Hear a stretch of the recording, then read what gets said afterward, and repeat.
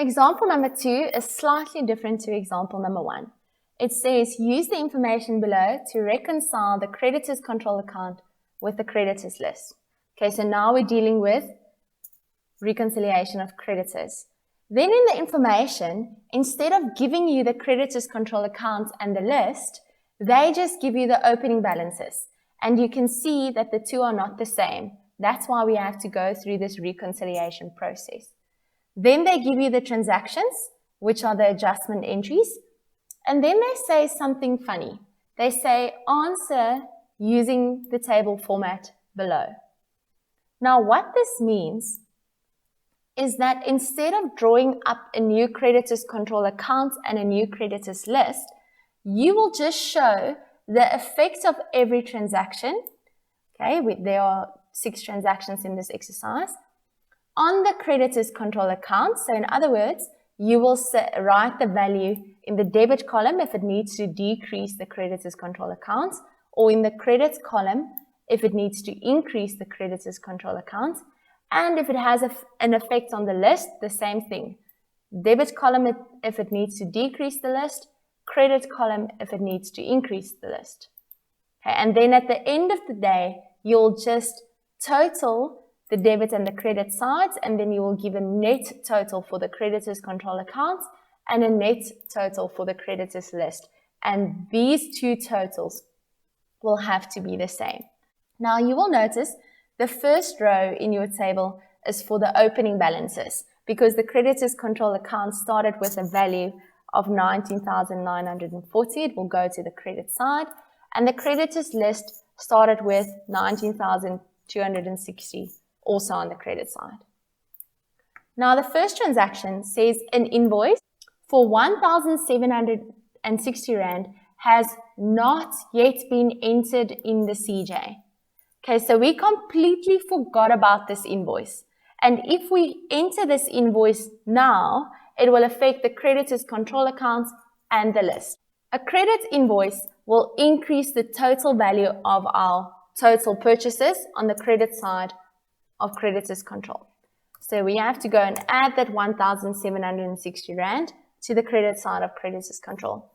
It will also increase the total amount that we owe our creditors in the creditors list. Okay, so it's credit.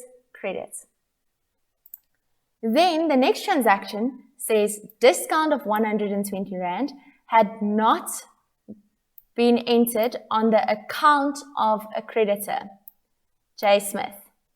Okay, so what happened here is they didn't say the transaction was wrong or the source document was wrong. They just said it hasn't been entered to the account of a creditor. So we forgot it, or we forgot to take it to the creditor's ledger. Therefore, it will only affect the creditor's list. Discount will decrease the total value of our creditors list, because now we owe the creditors less. So you write it in the debit column there. It must be in the row that says transaction number 2. It won't affect our creditors control account at all. Then the next transaction says a debit note for 3,200 Rand had not been entered in the CAJ at all. Okay, so once again, we forgot to enter this transaction in the CAJ. So it wouldn't have been taken to the debit side of the creditors control account as part of total returns, and it wouldn't have been deducted from the balance that we owe that specific creditor. So it affects both the control account and the list.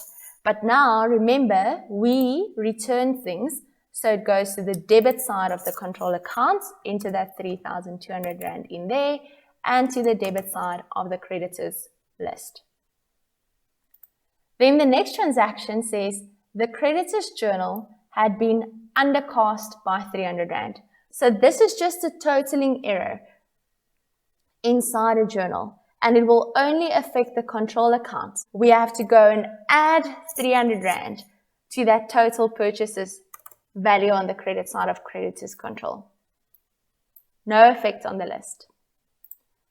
The next transaction says the creditors list has been undercast by 1,000 Rand. So you have to go and credit your creditors list with 1,000 Rand. And then lastly, the opening balance of the creditors control account was overcast by 100 Rand. Overcast means that the opening balance is actually 100 Rand more than it should have been. So the only way to fix this is to go and debit creditors control the account. And that's it, as simple as that. Now you quickly total this debit column. So 3,200 plus 100 is 3,300.